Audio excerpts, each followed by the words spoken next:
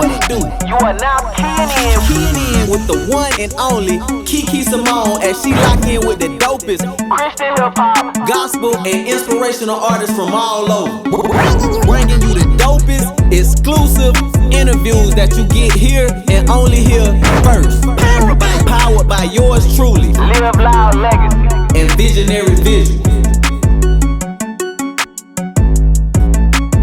Qui'N. What's up, everybody? It's your girl Kiki Simone, and I am super excited, y'all, to welcome y'all to Qui'N, another episode of Qui'N, where we talk about a lot of great stuff, but we have an opportunity to have a conversation with some of our favorite artists, creatives, entrepreneurs. But as y'all already know, we are already in the month of July, right? And we're talking to the wives of CHH. And I'm super excited because on this particular episode, I have the pleasure and the honor of introducing someone that I've known for probably about, like 15 years, something like that, or maybe almost 15 years. Almost 15. Almost 15, yes. And we're going to talk about some kingdom character. We're going to talk about a little bit of something. I'll let y'all know in a little bit. But anywho, I want to introduce this young lady here. And I'm saying she's young because she is, because, right. We all young. She's a wife. She's a mom. She's an entrepreneur. She's a creative. She's the Jill of all trades. Not the Jack of all trades, but she is the Jill of all trades. Welcome none other than Mrs. Jaelyn Burks, aka Mrs. Big Phil. How you doing, lady? I am good. Thank you so much, Kiki. It is such a pleasure and honor to be on the show. I am super excited. Hey, everybody. Well, we are so excited to have you here. Oh my goodness. Okay, y'all, I got to give y'all a little bit of backstory about me and Jay. I call her Jay. She's Jaelyn to y'all, but she Jay to me, okay?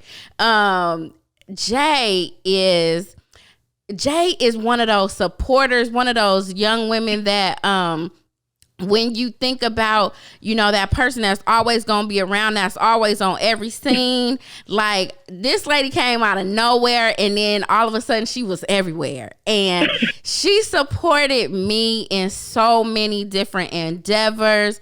I mean, I remember when we used to do $5 Fridays with Miss Regina. Shout out to Miss Regina. One time for the Fruit Loop. At the Fruit Loop. We also did, she helped with Wrap It Up for Christ, Holy Girls Rock Purity. This young lady has always supported women, period. And with all that stated, she's got some stuff going on, and we're going to go ahead and get into that in just a little bit. But first, I want to ask you, Jay, I just mentioned a whole bunch of stuff that, that you used to help me with when I lived in Jacksonville a while ago. You have always been a supporter, right? And not just a supporter, but a supporter of women. That is something that this day and age, I can't really say that happens genuinely, you know what I'm saying, without expecting something in return. So I want to ask you, how have you always been like that even before I met you, or was that a part of who you were? Talk about, why you support women the way that you do. So, funny that you led with that. So by nature, I am a person who likes to help, right? So that's one of the things I know that God has blessed me with, just that ability to be able to help and support and undergird people, right, in their vision. But no, I was not always the person who helped and support the ladies. No, it's funny because I for years, from I'll say probably it happened around middle school to high school. After that, like during those times, female friends? No, I was the home girl. So I had all the guy friends, females. I really didn't fool too much with. I had two good friends that were females, just two. And then I kind of had my little tiny circle. It kind of grew to about 4 or 5 of us. But it wasn't until I really was committed in my walk with Christ, that I saw the need and how I didn't want to be that person to just always hang around the guys. And it was like, women, we need each other a little bit more. And although sometimes I felt that women were intimidated by me. So it wasn't that I just didn't want to help women. It seems like, I, I can be a little bit aggressive sometimes.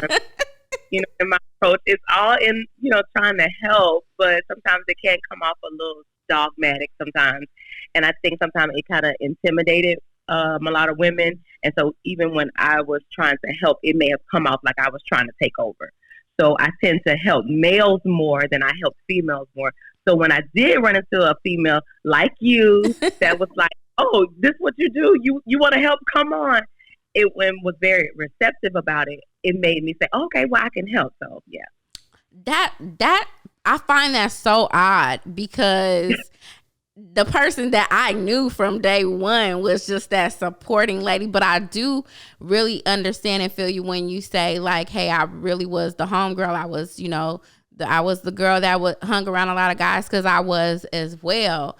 But at some point you just said, okay, I want to be able to be around some females. And that's pretty interesting, because I've known you always to be, I'm not going to say aggressive, I'm going to say assertive. And you really do have that authoritative, type of presence. When you commit to something, you really commit. You know what I'm saying? And I think that's what it is. I don't think it's really, dogmatic or anything like that. I think that you're just very well in committing to whatever it is that you're doing. So with that stated, I want to kind of transition just a little bit in regards to the support when it comes to your husband. So I remember when you and Phil first got married, and when I tell you, Jay had like everything, press release kits. She had everything from the rooter to the tutor when it came for her man in regards to managing him. And okay, we got to do this and we got that and we got this. And you thinking you bringing something new to Jay, and really you like 10 steps behind her, because she done already got it. So I want to ask you, when it comes to the support, have you felt that you've ever lost yourself at all when it comes to, supporting your husband? And specifically, since we're talking about wives, have you ever felt like, hey, everything that I'm doing now is just really all about him, and it has absolutely nothing to do with me? So do you feel that you've ever lost who Jay or who Jaelyn was, in helping your husband? So at first, no. At first, I was Team Phil. Let's get it. Even though he made me fire everybody else that I was working with and just commit only to him. And for a long time, I think my support and my push to try to help make him, I won't say make him better, but give him the fill in the gaps that he may have needed. I think at first it was like, okay, yes, we're together. And then eventually when we realized as a married couple, in order for us to stay married and committed, and we needed to grow some more, that he's going to do this on his own, and Jay's just going to fall back. And then I kind of, I couldn't go and help somebody else do the same thing that I was doing for him. So it kind of put me in a space of where, okay, now it was like, okay, so what am I supposed to do? And I didn't feel like I fit in. I just like really just like kind of lost myself and played the background. And I did it for the sake of peace in my household. So, yeah, it was a little tough and rough. And then I found myself getting bitter and angry, and then just kind of just like,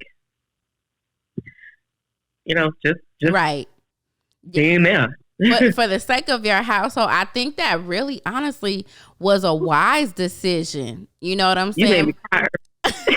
I didn't make, no, don't cry, lady. You cried. For the sake of peace in your home, I think that's a wise decision. You know what I'm saying? Because sometimes you can have husbands and wives that work together and it's just like, okay, everything's, great. And, we don't have no issues or no problems, working together. But then sometimes when both of you kind of know what you want and, no, I want to do it this way. No, I want to do it that way. And that can, kind of force you to bump heads. And then when you start thinking, well, bump you, I ain't about to do this. Let me go do it for somebody else. But then you kind of feel that guilt, like, well, oh my goodness. Well, if my husband would have let me do this, I could do this, for him. But I could definitely see how that could create some sort of tension, especially when y'all are not on the, on the same page. So that definitely couldn't have been like the easiest decision for you to make. Now, I want to ask you, when it comes to, I want to talk about identity with you, right? That's really the main thing that I really want to our listeners to hear, when it comes to you. So a lot of women really do lose their identity when they begin to, when they get married. And it's just like all about whatever he wants, whatever he wants, whatever he wants. Have you ever felt in your marriage at some point, whether it has something to do with the, the business side of things or not, but just being married, have you ever felt as a female, as a woman, like, okay, everything about my life revolves around my husband? Is there anything that I have, that says Jaelyn, that says Jaelyn Burks? Have you ever felt like that before? And if you have, how did you find yourself getting back to that or realizing that? So with that, so of course, identity is, I think that's everybody's struggle, right? And in some point in some season of your life, because in identity, you go through seasons. So like being married to Phil, I already had a daughter who was 16, right? So the transition of her in her senior, her sophomore going into her junior year in high school, getting newly married, trying to acclimate this man that's never going to leave now, to being a wife. I was a single mother for forever.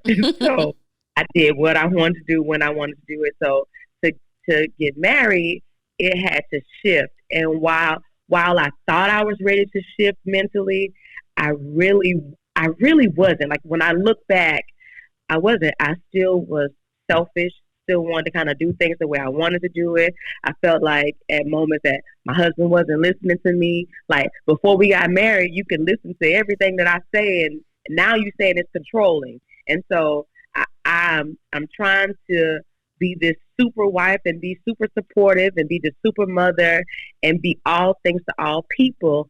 And I allowed myself to slowly, and it was like, so when the Bible tells us it's the little foxes that spoil the vines, it was like those little moments, like I was allowing time to chip away from me really spending that time with God and finding out who I was supposed to be in that season of my life. And so I found myself going down a rabbit hole, and it just, in the beginning, our marriage was rocky. I thank God for restoration in our marriage. We will actually be married for 12 years this October. Woo woo! Congratulations! Thank you so much. It was work. Anybody who's been married over 3 days know it's work. So, I lost myself, and I am just now really shaking it off and like saying, okay, honey, because before it was, hey, I didn't have a name, like outside of our friends stuff, because everybody knows Phil from the church to the store to wherever we go. Right. So I was, even though I didn't have a problem with it, because listen, saying, oh, I'm Big Phil's wife came with Burks. oh, you picked this wife. It came with something. So that's that selfish part of me. It was like, oh, okay, well, I'm going to use this favor. But then in the background, it was like, well, I have a name too. Like coming from being in leadership and being somebody in the city that I lived in Miami, and then when I lived in Bradenton, being somebody and everybody knowing who I am, to come and then I'm just Phil's wife. It kind of bothered me some, and then just going through life changes happening. During our marriage, my brother was murdered. We lost a child. Like it was just so much that I lost who I was. And it wasn't until recently that I had to say, okay, God, enough is enough. Like I surrender. I helped so many people, but I'm pouring from an empty cup. And no longer could I continue to do that. I didn't have anything left. And then you started seeing it. It's one thing to do it, and you still just going and going and going, and you thinking that you together, but inside you know how you feel. But then when it starts to seep out, and other people be like, "You all right? You don't seem like yourself. You okay?" And it was just like, oh my God, just things just changed. But let me tell you something, Jay. First of all, just to be, I first want to commend you, for sharing that, because a lot of us as women won't share it for the sake of, keeping face, right? We're gonna go ahead and we're gonna just, keep it moving, keep it pushing. But I can definitely appreciate that, because I too can relate to that as well. That, you can get so caught up in actually, doing, not just even like doing church, quote unquote, but like doing for your spouse, and you can eventually make something an idol.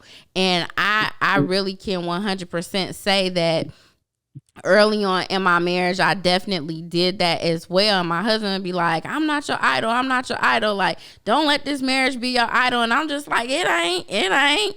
But, that's pride, right? Because you don't want to, you don't want to acknowledge it, right? But I really was, honestly. And it wasn't until my husband and I really, really went through some really difficult times that I really realized that it really was an idol, that my marriage was an idol. And I had to step back and say, okay, who really is my source? It ain't my husband. You know what I'm saying? It really is God. And so for you to come on to say, because you actually went into one of my other questions about, were you really ready, for the marriage because of where you were? And I can too also relate to that, to say that, after having been divorced for 8 years, I'm thinking, oh yeah, baby, I'm ready. I'm ready.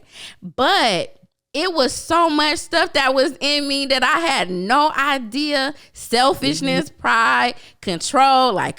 God is still, he is really helping me in that area right now.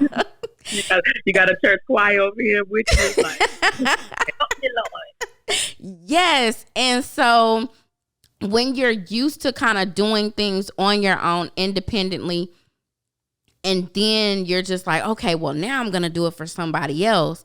But you can get lost in that and not really know what it is. What is your purpose? What is the purpose God is giving you? Your purpose isn't only for your husband. Like, God literally has something for you to do. And so I commend you for really sharing that with our listeners, because we really need to, first acknowledge it, and then say, okay, now where do I go from here? Like, how do I find my identity? What for you was that key moment to say, other than, women or friends telling you, hey, Jay, you okay? Was there something else internally that just said, hey, I'm, I need to find myself. Like, I really need to find what it is God wants me to do.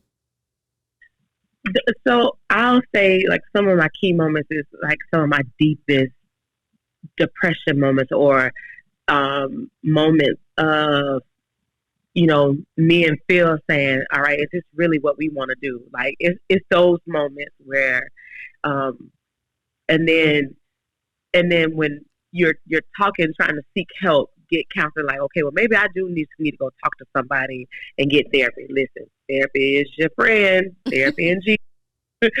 So, talking to someone, really, really seeing like, okay, well, I have some deeper issues that is not, and it's not just, these surface things, not to belittle them, but it's like a cycle and you keep going through the same cycle. It looks different. You pass in a different building each time you're going by, but you still find yourself right back around on these same roads, right? And so it was when like I say, it was like really, really deep, really dark. And I was like, yo, I need y'all to check on your strong friends. And then it was like, the Lord was like, you keep searching for people to help you, but you haven't even come back to me. Like I'm here. And I had to just like, literally, like just one day I boo-hoo cried and I screamed and I hollered and I was like, I don't want to be here like this anymore. Like I am tired. Like, and the relationships that you thought were like your solid relationships, they started kind of falling apart. And it was like, okay, wait, something is going on. Something, Jesus. Okay, Lord. Okay. I hear you. It's me. Let me really work on me, because it was so easy to say that. It was so easy to say it was other people, like, well, they just don't understand and they just this and I could no longer put the blame on anybody else. I had to own up to myself to say, you need to deal with some hurt issues that you haven't dealt with. And I give a shout out to like my husband and my daughter. So I have a 28-year-old. And my baby is so wise. She's so wise. She is. And she is. And she shared some stuff with me. And I almost got an attitude and was like, don't come for me.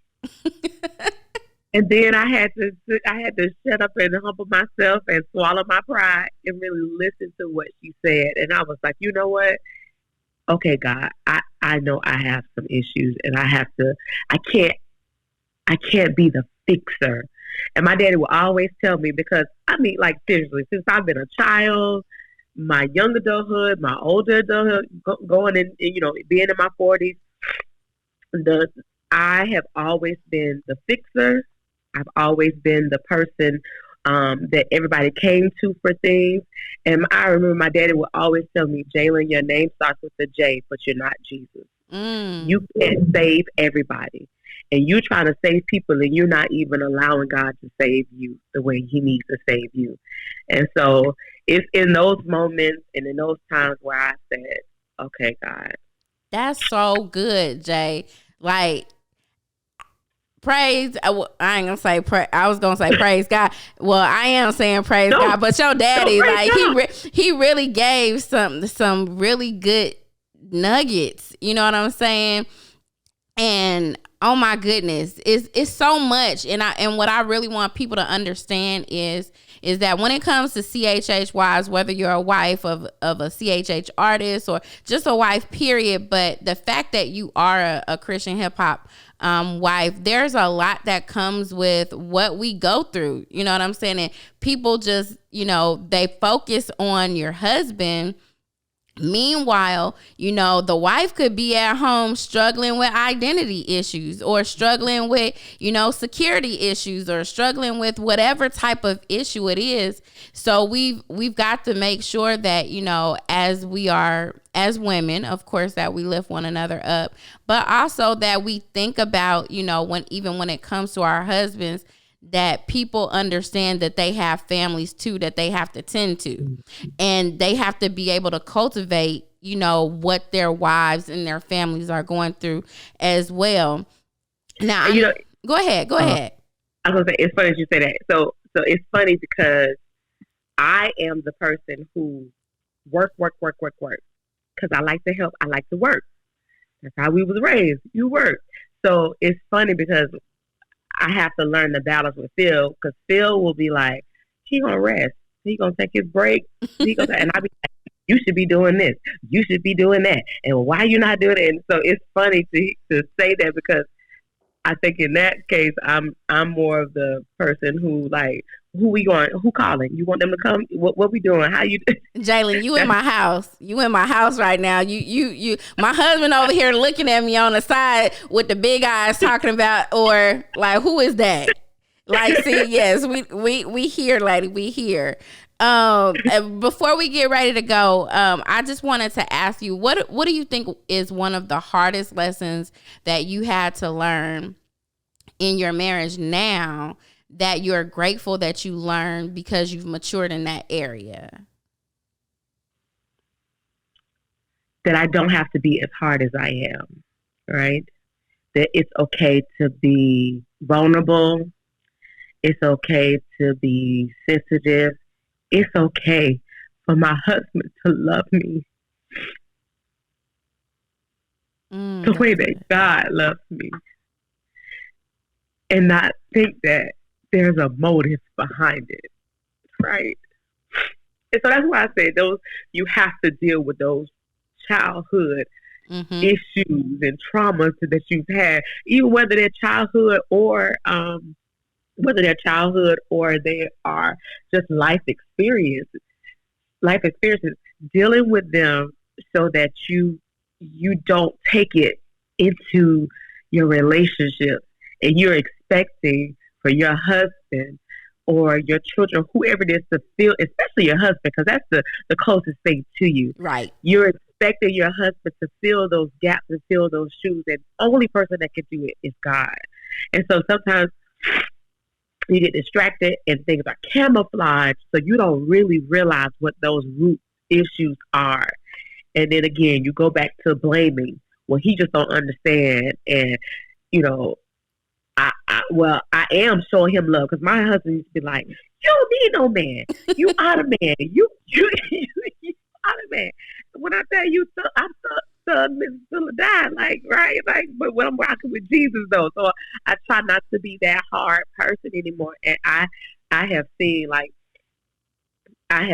just God just chisel me away, and chisel, and like if he prunes and he cuts back so that you can grow fruit, right?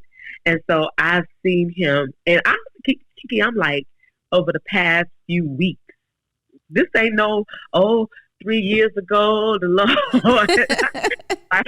like I'm seeing him do new things in the past few weeks that I'm just like, God, I thank you, because this has been my prayer. When I put it on the line and I surrendered and said, God, I just got to give this to you, because I can't fix it. I just seen him just be like, it was like one of those, like, boom, all right, you ready now? Okay, I got it. And I just see him just be so miraculous, that even in those moments of keeping me, in this moments of grace and cover, Phil is such a great supporter, and I thank God that he in all the relationships that I've been, I'm glad that God, he was my husband, right?